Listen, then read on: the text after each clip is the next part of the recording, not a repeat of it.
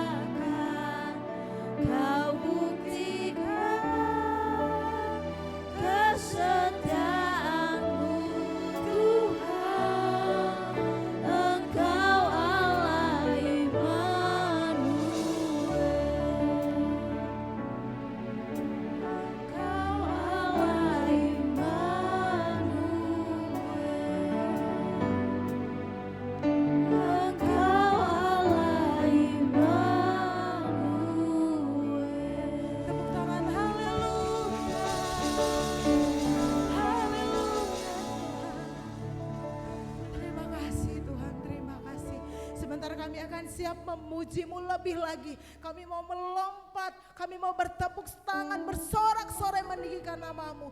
Haleluya, yang siap bersorak-sorai sama-sama katakan amin. Bapak Ibu saya undang untuk berdiri.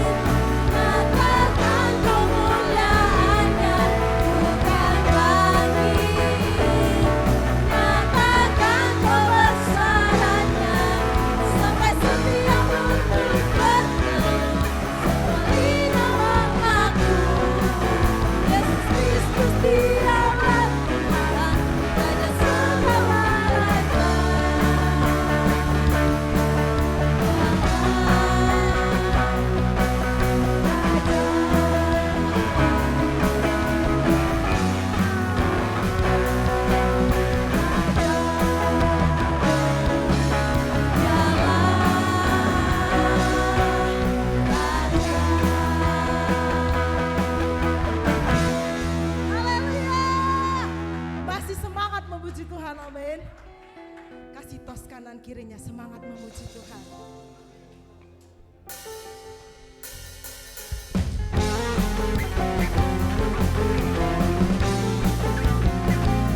Karena Tuhan ada buat kita, dan sebagai kekuatan bagi kita. Amin.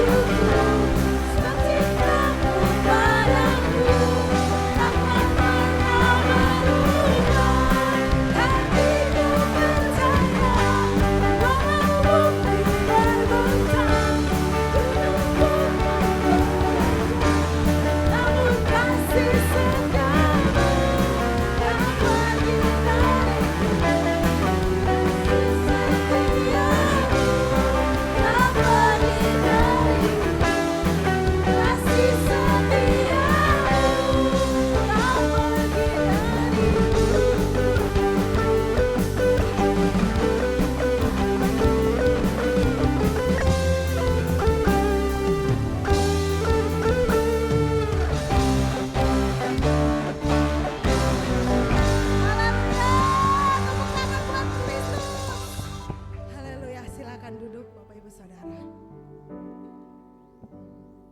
Kita akan menyaksikan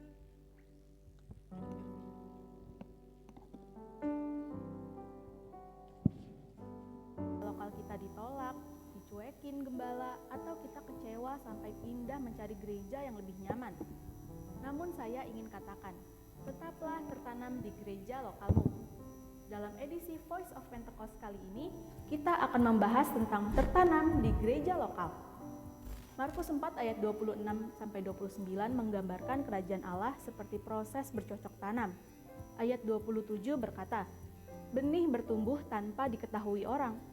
Pertumbuhan terjadi di dalam tanah, di tempat yang gelap, yang tak terlihat. Demikian juga saat kita tertanam di gereja lokal.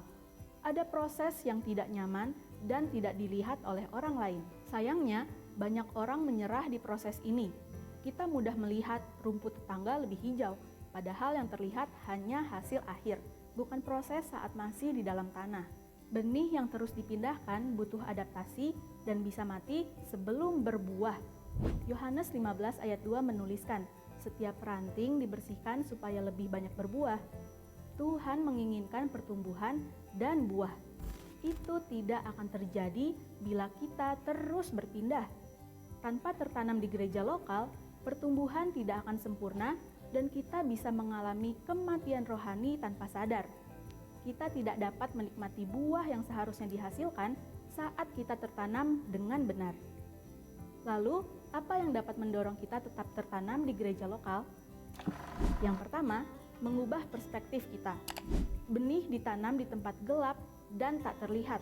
Perspektif kita harus diubah, ditanam atau dikubur. Di dalam tanah, kita bisa merasa sepi, tak dilihat, semua terlihat buntu. Namun, kita bukan dikubur, kita ditanam. Jika merasa dikubur, kita akan berhenti bertumbuh. Jika sadar kita ditanam, kita akan terus bertumbuh sampai waktunya muncul dan berbuah. Ingat, Anda sedang ditanam, bukan dikubur. Yang kedua, jalani proses. Proses membentuk manusia menjadi lebih kuat. Alkitab menggambarkan hidup seperti tanah liat di tangan tukang periuk. Sebelum jadi bejana, tanah liat diremukan, ditekan, dan dibakar. Tidak ada yang luput dari proses. Proses menentukan seberapa kuat akar kita. Mengalami proses di gereja lokal adalah wajar agar kita kokoh. Dan melalui proses itulah Tuhan akan membentuk karakter kita agar semakin serupa dengan Kristus. Yang ketiga, berhenti membanding-bandingkan. Lea merasa tidak dicintai Yakub yang lebih mengasihi Rahel. Meski Lea melahirkan anak-anak, dia tetap tertekan karena terus membandingkan diri. Karena sibuk membandingkan, ia hampir tidak melihat berkat yang Tuhan sudah berikan. Demikian juga saat kita membandingkan gereja, pemimpin, dan rekan pelayanan kita dengan gereja lain. Kita tidak melihat berkat dan tujuan Tuhan saat menempatkan kita di gereja lokal kita yang sekarang.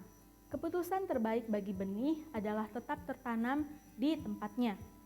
Mari ubah perspektif kita bahwa saat ini kita sedang ditanam, dan mari jalani proses dengan ucapan syukur dan berhenti membandingkan. Pada waktunya, kita akan bertumbuh dan berbuah lebat untuk dinikmati diri sendiri dan orang lain. Saudara, untuk penjelasan lebih lengkapnya dari tim teologi kami, silahkan buka link yang ada di atas atau scan QR Code yang tersedia. Tuhan Yesus memberkati.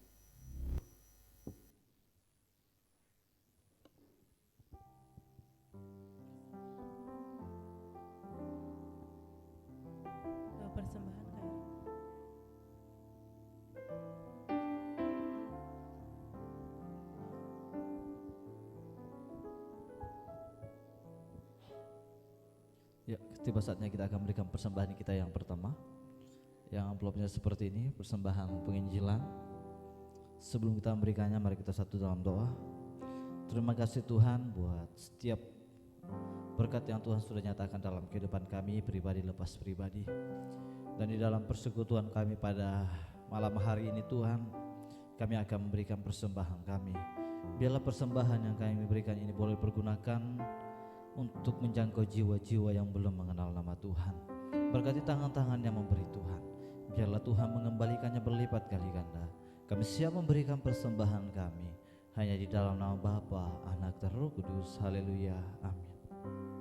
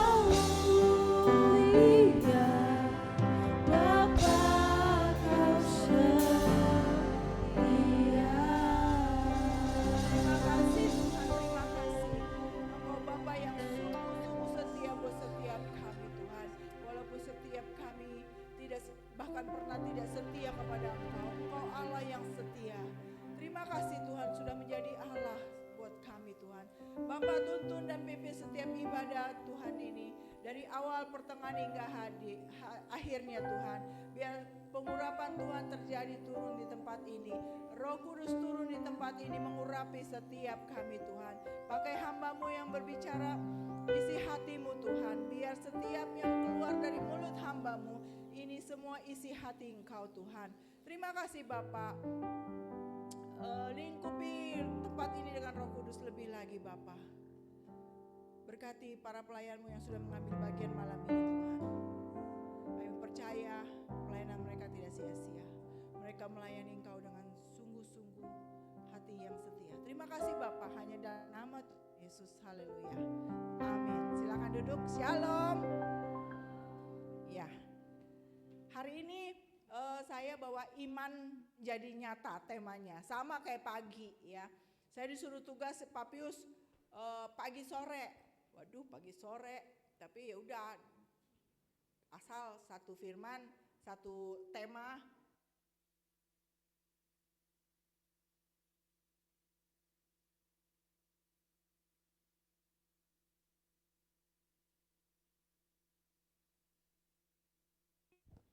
Ya, dari iman menjadi nyata ya. Next. Belum, sorry. Next. Oke. Saking semangat ya. Bapak Ibu di tempat ini mungkin sebagian kita yang hadir di tempat ini adalah mungkin keadaannya tidak baik-baik aja, atau mungkin dalam pergumulan atau masalah atau beban berat yang Tuhan belum jawab ya. Semua sama, semua mengalami. Saya pun mengalami, Bapak Ibu juga pasti pernah mengalami, bahkan saat ini juga mengalami. Tapi kita percaya jawaban doa itu ya dan amin. Ya, seringkali kita berkata, Tuhan saya percaya. Ini orang-orang Kristen biasanya. Tuhan saya percaya. Apapun yang Tuhan ngomong saya percaya. Namun dalam hati yang paling dalam kita bertanya, sampai kapan ya Tuhan? Sampai kapan Tuhan jawab doa saya? Karena lama responnya Tuhan. Tuhan kok belum jawab-jawab? Padahal hatinya itu percaya. Itu sebagian dari kita seperti itu. Kita percaya kuasa Tuhan, tapi saking lamanya responnya Tuhan, kita kadang-kadang, saya percaya Tuhan, tapi kok lama betul gitu ya. Tidak sabar ya. Tuhan sampai kapan saya harus menunggu? Ya, hari ini Tuhan mengingatkan kita bahwa iman percaya, iman bukanlah hal yang bisa kita lihat baru kita percaya. Tapi iman adalah tetap percaya ketika kita belum melihat apa-apa. Itu benar-benar iman. Ya, kalau kita beli motor, uang ada 100 juta, motor 30 juta, kagak perlu pakai iman, beli aja langsung. Tapi kalau kita duit cuma 300.000, cuma 2 juta, mau beli motor, ya itu perlu iman untuk membelinya. Ya, itu yang dikatakan iman, yang tidak pernah kelihatan, tapi kita percaya itu pasti terjadi. Ya, kita belum melihat apa-apa. Iman adalah tempat kita berharap ketika keadaan berkata sebaliknya. Iman adalah tetap berdiri ketika banyak alasan yang membuat kita kadang bisa menyerah. Kadang-kadang kita, kapan Tuhan? Aduh, percaya gak sih sama Tuhan? Aduh, mau nyerah aja deh, cari jalan pintas. Seperti itu. Ya, mungkin apa yang kita doakan belum menjadi kenyataan Bapak Ibu. Mungkin air mata kita masih tetap mengalir, pergumulan kita masih ada. Tapi jangan pernah berpikir Bapak Ibu kalau Tuhan itu diam. Tuhan itu sedang bekerja. Masalahnya gini loh, kita saat kita minta anak kita minta sesuatu sama kita. Terus dia hari-hari udah kita janjiin, iya nanti kita jalan ke mall ya. Iya kita nanti nonton ke bioskop ya. Kita janjiin tuh. Terus kita gak kasih jalan dulu, maksudnya kita sibuk. Enggak nagih tuh anak-anak pasti nagih. Apa yang kita janjikan itu pasti kita ditagih. Mak kapan ke bioskop? Mak kapan beli ini? Mama udah janji loh. Kayak gitu-gitu. Tapi akhirnya karena kita belum sempat, mungkin kita gak ada uang atau gimana. Anak-anak tetap merengek. Akhirnya kita punya belas kasih. Akhirnya kita beliin pas ada duit. Pas kita ajak mau nonton itu ada uang kita belikan. Begitu juga Tuhan. Kita berdoa sama Tuhan. Kita tunggu jawabannya doa. Tuhan juga tunggu respon kita. Apakah kita akan diam? Oh udah, wah lama Tuhan jawab. akhirnya respon kita pakai jalan pintas atau kita pakai nasihat orang lain atau segala macam yang akhirnya Tuhan gak jawab-jawab. Tapi dia mau kita tetap berespon, tetap berdoa, tetap minta apapun yang pergumulan kita, minta aja sama Tuhan. Mau biar Tuhan bosan permintaannya itu aja, gak apa-apa.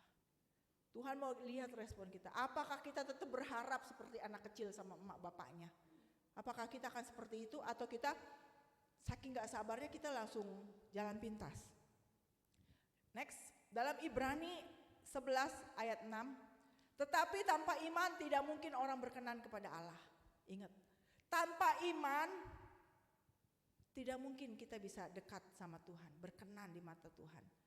Sebab barang siapa berpaling kepada Allah, ia harus percaya bahwa Allah itu ada. Jadi saat kita pandang Tuhan, jangan cuma pandang tapi percaya kuasanya.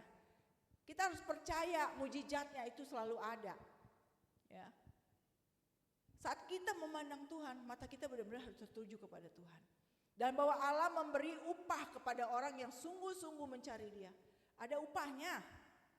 Kita jadi nggak bosan-bosannya kita minta sesuatu sama Tuhan, kita duduk terus di bawah kaki Tuhan. Terus menerus itu ada upahnya Bapak Ibu. Kalau kita sungguh-sungguh mencari Tuhan. Next. Apa sih ciri-cirinya orang punya iman? Percaya pada janji iman. Amin. Kita harus percaya dengan janji Allah, janji Tuhan. Yang kedua, taat meski belum lihat hasil. 3, tetap setia dalam ujian. 4, berani melangkah. Tapi kita pasti punya cuman salah satunya itu. Bisa percaya pada janji Tuhan, tapi kalau belum lihat hasil akhirnya tidak taat lagi. Mau setia dalam ujian tapi kagak berani melangkah. Iman tanpa perbuatan mati Bapak Ibu. Jadi kita harus bergerak maju. Kita mau bekerja, mau melamar pekerjaan. Tuhan, saya percaya saya dapat pekerjaan yang baik. Saya percaya saya dapat kerja di perusahaan yang baik. Tapi kita nggak ngelamar kerja. Mau kayak apa? Tidak berani melangkah. Tuhan mau kita tetap percaya pada janji Tuhan, taat walaupun belum pernah lihat hasilnya, tetap setia dalam ujian, masalah apapun yang di depan kita. 4, berani melangkah Bapak Ibu. Itu ciri-cirinya orang yang punya iman yang luar biasa. Ya, jangan salah satunya. Hari ini gerakkan hati kita. Ayo, saya mau punya 4 itu ciri-cirinya. Next, yang menghalangi, yang kadang-kadang kita akhirnya gak percaya janji Tuhan. Pertama apa? Ketakutan. Ya. Matius 14 ayat 30, Petrus mulai tenggelam Bapak Ibu. Ketika lebih fokus pada angin dan ombak daripada Yesus. Ketakutan membuat kita meragukan kuasa Allah. Petrus diombang-ambing di kapal. Kalau dia matanya fokus kepada Tuhan, dia bisa berjalan di atas air. Tapi enggak, dia lihat ombak. Dia lihat badai begitu besar. Jadi dia lihat masalah yang ada. Akhirnya dia enggak percaya, dia ombang-ambing akhirnya jatuh. Apalagi kenyataan yang tidak terlihat, nomor 2. Apalagi di hadapan kita, janji Tuhan mana ya? Kok enggak kelihatan? Akhirnya yang menghalangi itu ya kenyataan yang tidak terlihat. Ya. Di 2 Korintus 5 ayat 7, sebab hidup kami adalah hidup karena percaya bukan karena melihat. Banyak orang gagal karena lebih percaya keadaan daripada janji Tuhan. Kadang-kadang begitu ya kita sebagai manusia. Banyak orang gagal karena lebih percaya kepada keadaan. Kenyataan yang terlihat, ya akhirnya gagal pada janji Tuhan. Apalagi yang menghalangi, next. Mundur dulu, dosa ketaatan belum ya. Dosa ketidaktaatan. Dalam Yesaya 59 ayat 1 sampai 2, dosa dapat menghambat hubungan kita dengan Tuhan Bapak Ibu. Jauh-jauh dari dosa. Apapun itu. Kita memang manusia biasa ya, gak luput dari dosa. Mungkin saat ini kita marah, kita benci orang, saking keselnya tuh orang akhirnya kita marah, dalam hati akhirnya kita dendam, itu dosa juga Bapak Ibu. Jadi berusaha untuk, saya banyak belajar. Mau begitu orang banyak menyakiti kita, belajar rendah hati. Bukan rendah diri ya Bapak Ibu ya, rendah hati. Apapun keadaan kita, tetap percaya. Jangan sampai dosa itu melingkupi kita, akhirnya kita tidak bisa terima dan akhirnya menghalangi kita dapat iman, berkat, ya. Dosa dan ketidaktaatan, dosa dapat menghambat hubungan kita dengan Tuhan. Iman yang sejati selalu disertai ketaatan, Bapak Ibu, ya. Next, apalagi yang menghalangi? Pengaruh negatif orang. Kadang-kadang kita lebih mendengarkan orang luar, bukan orang dunia. Kalau kita punya satu komunitas yang red flag, yang julid, yang ngomongin orang, kalau kita ada masalah, padahal dia baik, sebenarnya baik, cuman dia red flag ya. Jadi kita punya cerita curhat, aduh, lakiku suka mukul, lakiku nggak pernah ngasih duit, aku sering jadi bahan tinju. Kalau dia nggak benar-benar maksudnya dia curhat kepada orang yang nggak benar, dia akan dapat pengaruh negatif. Lu tinggalin aja laki kayak begitu, banyak laki. Ngapain cari laki kayak begono? Pukul balik, tinju balik, tidur racunin sianida. Itu kalau kita bergabung sama orang-orang red flag, ngapain? Tapi kalau kita hidup di komunitas yang punya pengaruh positif, hari-hari firman Tuhan yang didengarkan, walaupun dia gak pernah kasih jalan keluar, minimal kita didoain. Itu jadi kekuatan kita Bapak Ibu. Amin. Kelima, ketidaksabaran yang seperti saya ngomong. Kagak sabar dengan janjinya Tuhan, lama betul. Ini bukan sebulan, bukan 2 bulan, bukan 6 bulan, bukan setahun, bukan 2 tahun janji Tuhan. Mana janji Tuhan? Akhirnya gak sabar, akhirnya ke dukun atau ke ahli feng shui atau ahli apa yang tidak sabar. Sakit saya udah 4 tahun, 5 tahun, 6 tahun belum sembuh-sembuh. Akhirnya ada dengar cerita, ada dukun situ datang. Padahal dikumur-kumur disembur aja gitu. Ketidaksabaran akhirnya dia tidak taat lagi sama Tuhan. Dia cari Allah lain, ya. Pengaruh negatif orang lain, 10 pengintai membuat bangsa Israel kehilangan iman Bapak Ibu. Sementara Yosua dan Kaleb tetap percaya. Jangan biarkan suara manusia lebih keras daripada suara Tuhan. Ya, itu pengaruh negatif orang lain. Kemudian yang ketidaksabaran itu jangan seperti Saul. Karena tidak sabar menunggu Tuhan, Saul mengambil keputusan sendiri dan kehilangan berkat.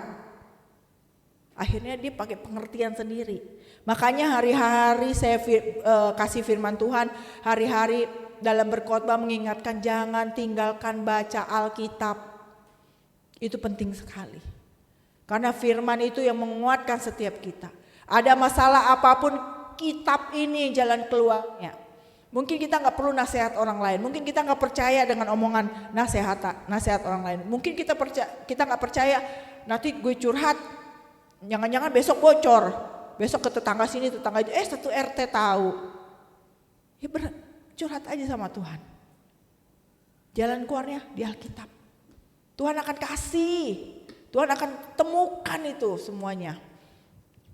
Ya. Jangan sampai kita kehilangan berkat Bapak Ibu. Iman menunggu waktunya Tuhan, tunggu aja. Tunggu waktunya Tuhan. Itu pasti indah. Next. Bagaimana caranya kita? Di sini saya sama-sama belajar. Saya enggak menggurui Bapak Ibu. Enggak menggurui semuanya. Kita sama-sama belajar. Bagaimana caranya? Yaitu tetap berpegang pada firman Tuhan. Alkitab pegangan kita. Kita harus pegang teguh firman Tuhan. Ya. Roma 10 ayat 17, jadi iman timbul dari pendengaran dan pendengaran oleh firman Kristus. Jadi semakin kita memenuhi hati dengan firman Tuhan, semakin kuat kita. Nggak ada ceritanya kita baca Alkitab semakin besoknya lemes, lesu. Karena Alkitab nggak mau menguatkan, nggak ada. Rata-rata semua kesaksiannya luar biasa, firman Tuhan yang berkuasa. Ya, semakin kita memenuhi hati dengan firman Tuhan, semakin kuat seiman kita. Jangan hanya mendengar masalah, tapi dengarkan juga janji Allah. Tuhan mau didengar, janjinya ya dan amin. Kita harus percaya, kita harus pegang itu. Kemudian apalagi fokus kepada Tuhan Yesus, bukan pada masalah. Jangan seperti Petrus yang diombang-ambing, dia cuma lihat ombak besar, dia lihat masalah besar. Jangan seperti kita harus seperti Daud, ya. Lihat raksasa besar seperti itu, dia percaya dia bisa mengalahkannya. Begitu juga masalah kita mungkin besarnya setinggi gunung atau apa, tetap percaya. Kita akan lewatkan itu semua. Indah pada waktunya Bapak Ibu. Saya sudah mengalaminya. Jatuh bangun iman, tetap berharap pada pegang teguh sama Tuhan. Kemudian fokus kepada Tuhan bukan pada masalah. Ibrani 12 ayat 2, marilah kita melakukannya dengan mata yang tertuju kepada Yesus. Ya. Kemudian apalagi bergaul dengan orang-orang beriman. Itu kita cari komunitas. Komunitas yang positif, komunitas rohani dimanapun. Di kampus, di sekolah. Kita harus bergaul dengan orang beriman. Amsal 13 ayat 20, siapa bergaul dengan orang bijak menjadi bijak. Siapa yang bergaul orang red flag, kita jadi red flag. Siapa yang bergaul dengan orang julid, kita pasti ketularan julid. Siapa yang bergaul dengan orang penggosip, kita ikut-ikutan gosip. Tapi kita bergaul dengan orang bijak, kita jadi bijak. Lingkungan yang sehat akan menguatkan iman. Karena itu tetaplah setia dalam ibadah, setia dalam doa, setia dalam komsel. Itu luar biasa, kasih Tuhan nyata.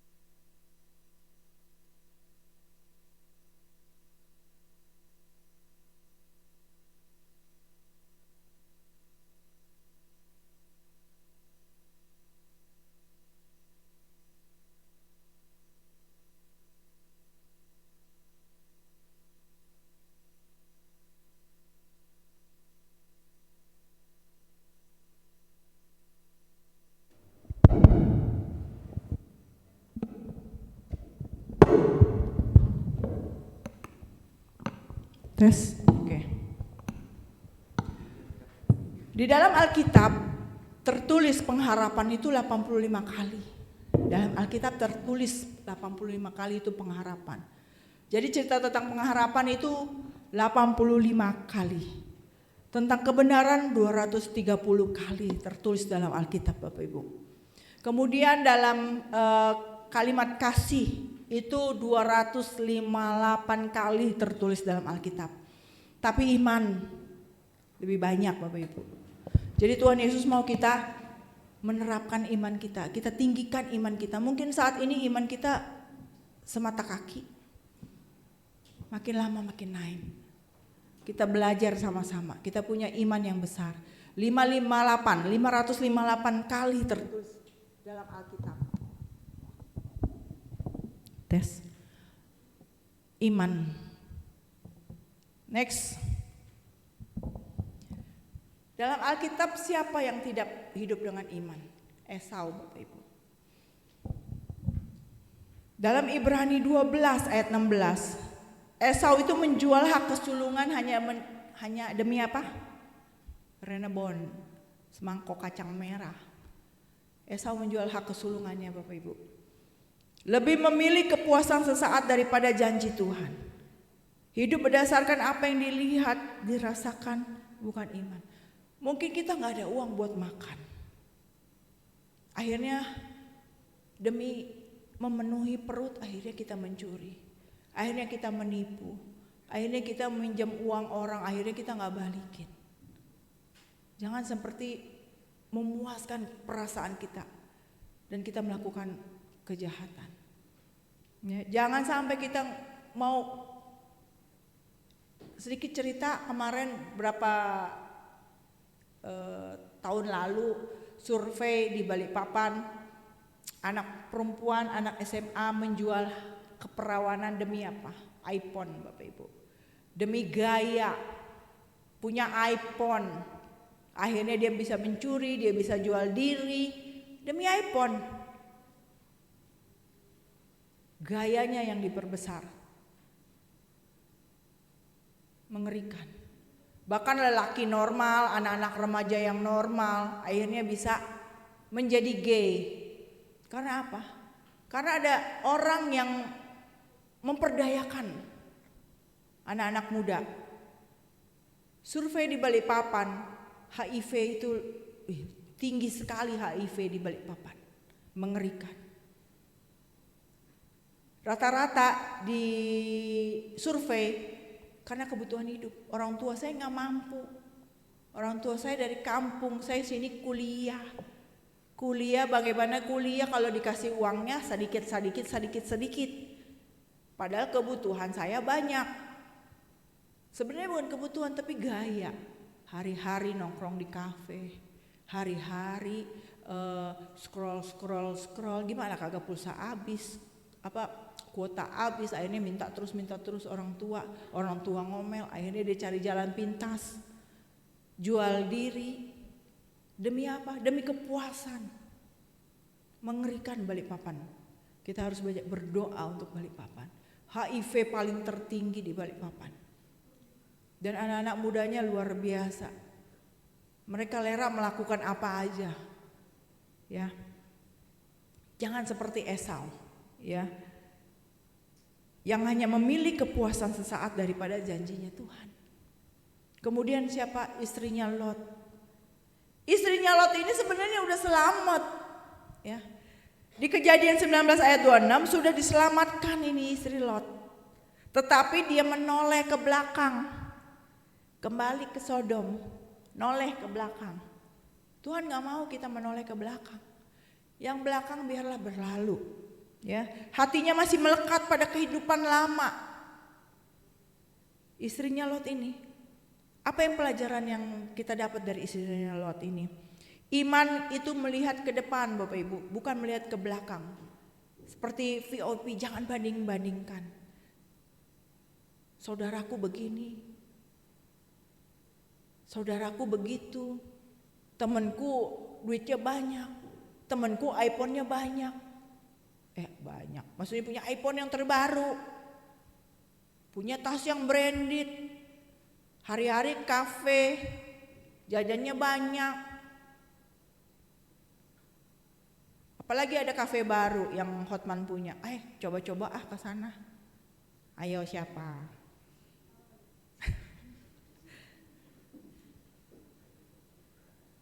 Next, siapa yang tidak hidup dengan iman?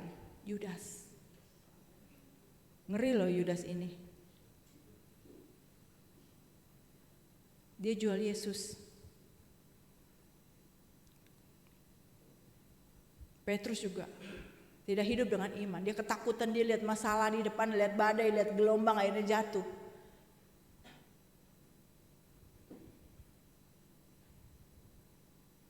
Next. Lalu siapa yang kita bisa sebagai contoh dalam Alkitab? Siapa yang hidupnya dengan iman? Abraham, Bapak Ibu. Abraham, Ibrani 11 ayat 8 sampai 10, meninggalkan negerinya tanpa mengetahui tujuan akhirnya.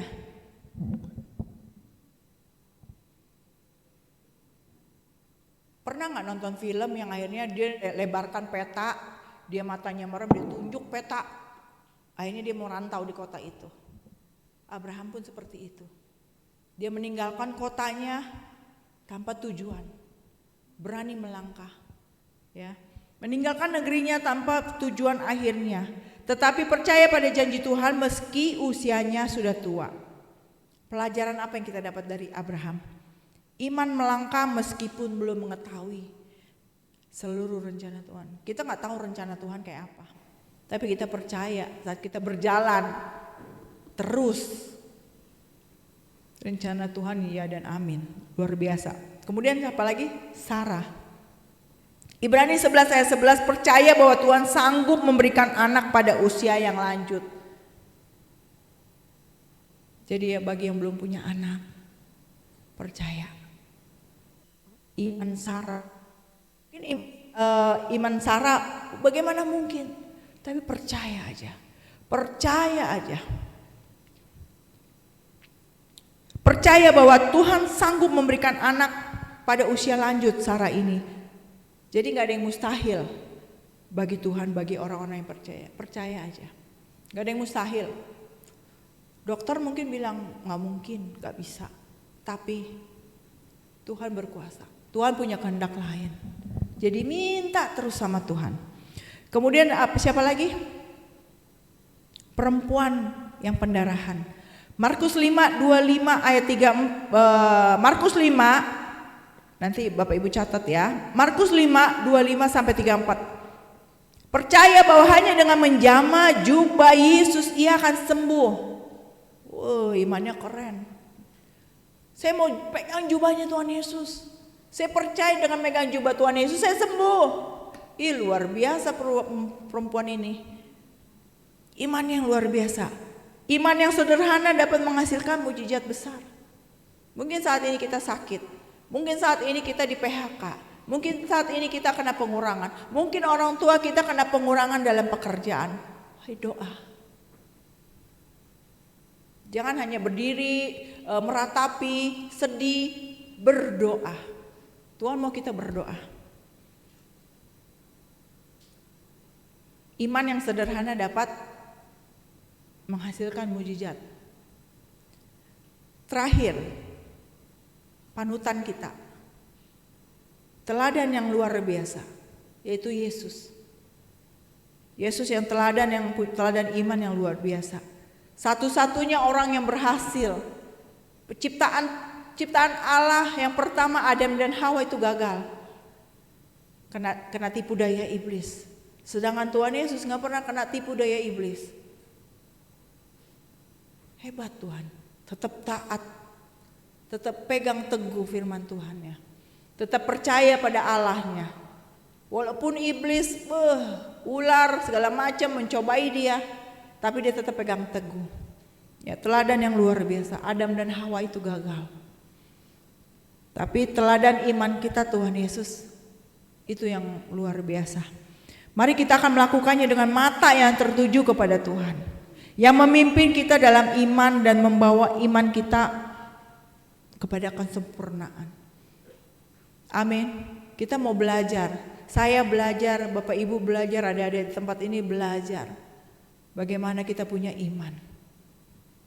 Kalau iman kita, saya mau kerja di tempat yang gaji besar, percaya aja. Atau saya mau tempat di posisi yang sesuai dengan kuliah saya, berdoa saja. Tuhan akan kasih kok. Next. Iman seperti akar pohon yang gak tergoyahkan Bapak Ibu. Saat badai datang, yang membuat pohon itu berdiri bukan rantingnya, tapi akarnya. Akar yang paling dalam yang dimasukin paling dalam. Demikian juga orang percaya. Semakin dalam akarnya dalam Tuhan, semakin kuat ia menghadapi badai kehidupan. Hari-hari ini saya coba-coba tanaman. Belum sayang. Hari-hari ini saya coba tanaman. Coba-coba mau nanam. Tanam serai,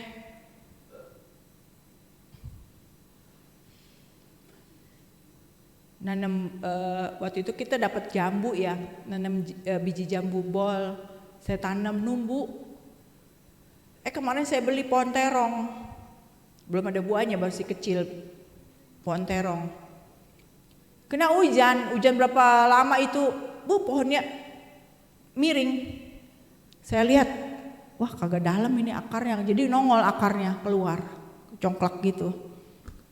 Akhirnya saya beli tanah lagi, saya kasih tempat yang bagus, saya tanam lagi, saya timbun lagi tanahnya, akhirnya dia paling dalam. Akhirnya saya pikir tangan saya kan panas, besok nanam apa mati, besok nanam apa mati. Puji Tuhan, tangan saya dingin sekarang. Jadi nanam apa jadi, ya syukur-syukur nunggu kita panen ya, panen terong ya. Iman seperti akar pohon.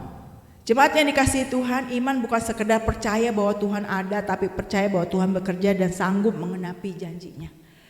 Banyak orang ingin melihat mujizat terlebih dahulu. Kadang-kadang orang mau lihat bukti dulu ya. Bukti dulu baru saya percaya. Itu orang-orang. Tapi Tuhan maunya kita lihat tetap percaya walaupun gak lihat bukti. Alkitab mengajarkan bahwa kita harus percaya terlebih dahulu, maka kita akan melihat kemuliaan Tuhan dinyatakan. Abraham melihat janji Tuhan menjadi kenyataan karena ia tetap percaya. Nuh melihat keselamatan keluarganya karena ia taat. Bisa dibayangkan gak Nuh? Papius kemarin ke Irak, pelayanan di Irak. Ternyata Irak itu tempat pembuatan kapal Nuh. Keluarga Nuh bikin kapal di gunung itu, di Irak. Orang-orang mencemooh, orang-orang ngolok. Lo ngapain bikin kapal? Tahu gak kenapa diolok? Karena di Irak itu gak ada laut. Ini orang gila, gak ada laut lo bikin kapal. Diolok, tapi dia tetap taat. Lebih hebatnya lagi, nggak tahu doktrin si Nabi Nuh sama anak-anaknya itu luar biasa. Anak-anaknya nurut loh, kagak ada yang ngomel. Berapa tahun dia bikin kapal, anak-anaknya nggak ada yang ngomel. Aduh bapak gue udah gila, ngapain bikin kapal? Gede banget lagi. Nurut, mantu, anak, istri nurut. Satu keluarga itu diselamatkan luar biasa karena ketaatan mereka. Padahal Irak itu kagak ada laut. Papi sudah ke sana. Makanya di Alkitab tertulis dia diolok.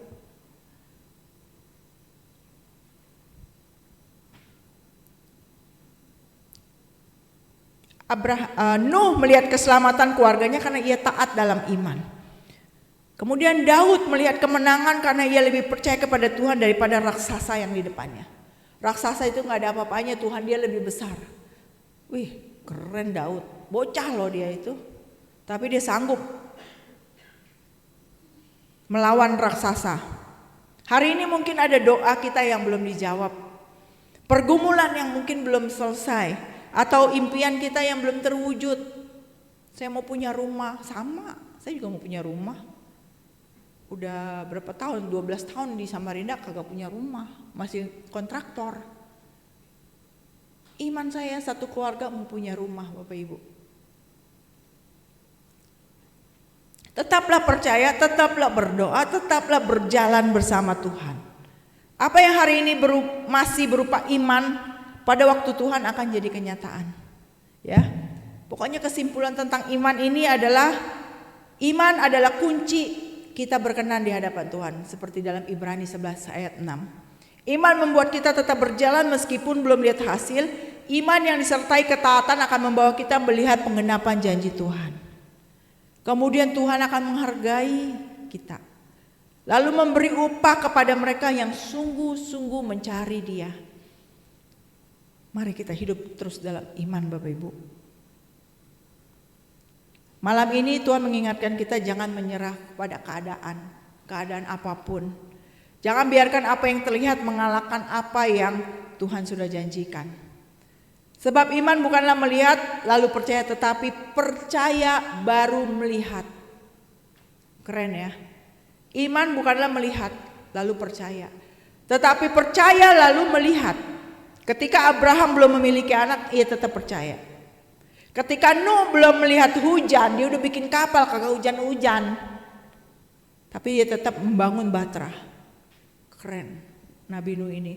Ketika Daud berdiri di hadapan Goliat, ia tetap melangkah dengan iman. Ya, peganglah satu kebenaran ini. Jika Tuhan sudah berjanji, Bapak Ibu, Tuhan juga pasti menepati. Jika Tuhan membuka jalan, tidak ada yang dapat bisa menutupnya. Jika Tuhan berkata iya, tidak ada manusia yang dapat berkata tidak, Bapak Ibu. Wih, keren firman Tuhan ini. Malam ini jangan pulang dengan keraguan, pulanglah dengan iman. Jangan pulang membawa ketakutan, pulang membawa pengharapan. Jangan pulang berkata, aku tidak sanggup, Tuhan. Tapi pulanglah dengan berkata, Tuhanku sanggup, Tuhanku hebat, Tuhanku perkasa, Dia sanggup melakukannya. Amin. Next, apapun yang terjadi tetap taat sampai akhir. Mari kita berdoa. Bapa yang baik, pada malam hari ini kami datang dengan hati yang terbuka di hadapan Engkau. Engkau yang melihat setiap air mata kami yang tersembunyi. Setiap pergumulan kami Tuhan Yesus yang tidak orang lain tahu Tuhan. Dan setiap doa yang sudah lama kami naikkan kepada Engkau Tuhan Yesus. Tuhan, kami mengakui bahwa seringkali iman kami menjadi lemah karena keadaan. Karena di hadapan kami tidak melihat bukti Tuhan. Namun malam ini kami memilih untuk percaya Tuhan Yesus. Bahwa Engkau adalah Allah yang hidup, Allah yang sanggup melakukan perkara demi perkara yang ada buat hidup kami. Jamahlah, berkati setiap jemaat yang sudah hadir. Di dalam kelemahan Tuhan kuatkan, dalam kesakitannya Tuhan sembuhkan. Terima kasih Tuhan Yesus. Kami menyerahkan masa depan kami ke dalam tangan Engkau Tuhan Yesus. Kami percaya Engkau yang tidak pernah gagal, Engkau Allah yang sanggup. Apa yang belum terjadi hari ini, kami percaya ada iman yang kami tumbuhkan dalam hidup kami. Kami percaya ada mujizat yang baru buat setiap kami. Apa yang tidak pernah kami lihat, Tuhan kasih lihat semuanya. Sampai kami terpukau dengan kebaikan Engkau. Sampai kami terpana dengan kasih-Mu yang luar biasa buat hidup kami. Kami percaya Tuhan bahwa apa yang hari ini kami serahkan kepada Engkau, doa kami tidak ada yang sia-sia. Air mata kami tidak pernah sia-sia. Doa kami tidak sia-sia. Pada waktu kami akan menunggu waktu-Mu yang terbaik buat setiap kami. Hanya di dalam nama Tuhan Yesus. Haleluya. Amin.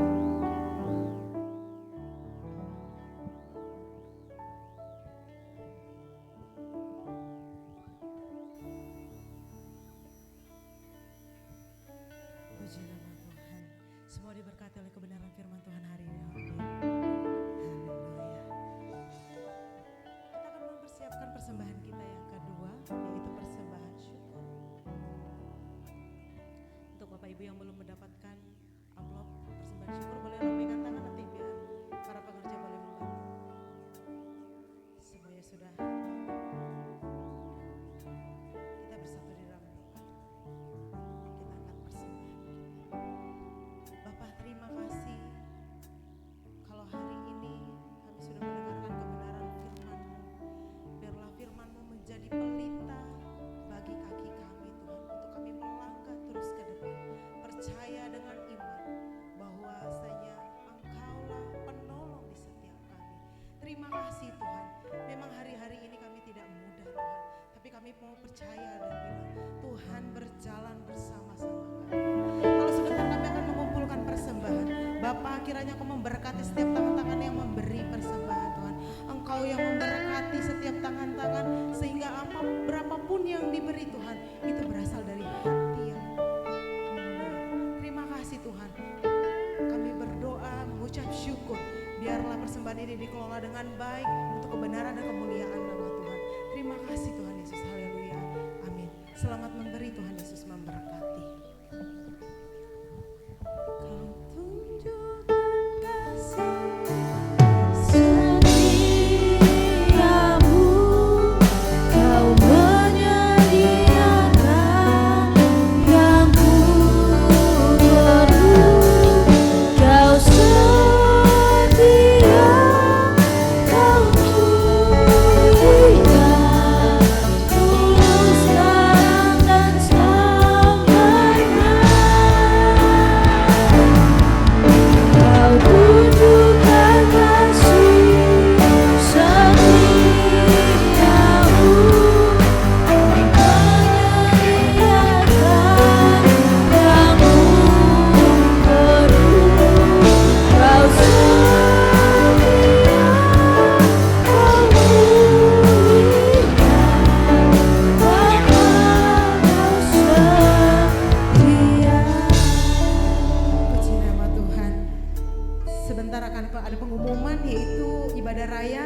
biasa hari Minggu ada pukul 10 dan juga 18.30. Ibadah seperti biasa dan ada menara doa di setiap hari Kamis jam 7 WITA. Bagi Bapak Ibu Saudara yang rindu ikut ambil bagian boleh datang ke tempat ini dan akan diinfokan lagi melalui WhatsApp grup atau saluran WhatsApp. Kemudian akan ada ibadah youth jam 9 setiap hari Jumat jam 9 malam. Itu saja ya pengumuman. Sebelum kita mengakhiri, oh ya jam 7 malam, ibadah youthnya jam 7 malam. Sebelum kita mengakhiri, saya rindu menyapa Bapak Ibu yang pertama kali hadir di tempat ini. Boleh lambaikan tangan. Semua jemaat yang setia, amin. Saya udah bangkit berdua.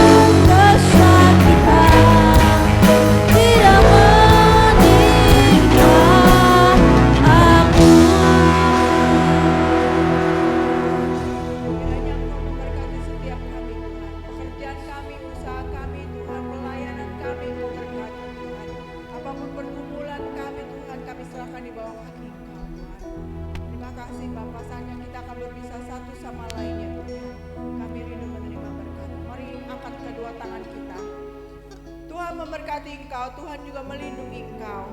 Tuhan menyinari engkau dengan wajah-Nya dan memberi engkau kasih karunia. Tuhan juga menghadapkan wajah-Nya kepada engkau dan memberi engkau damai sejahtera.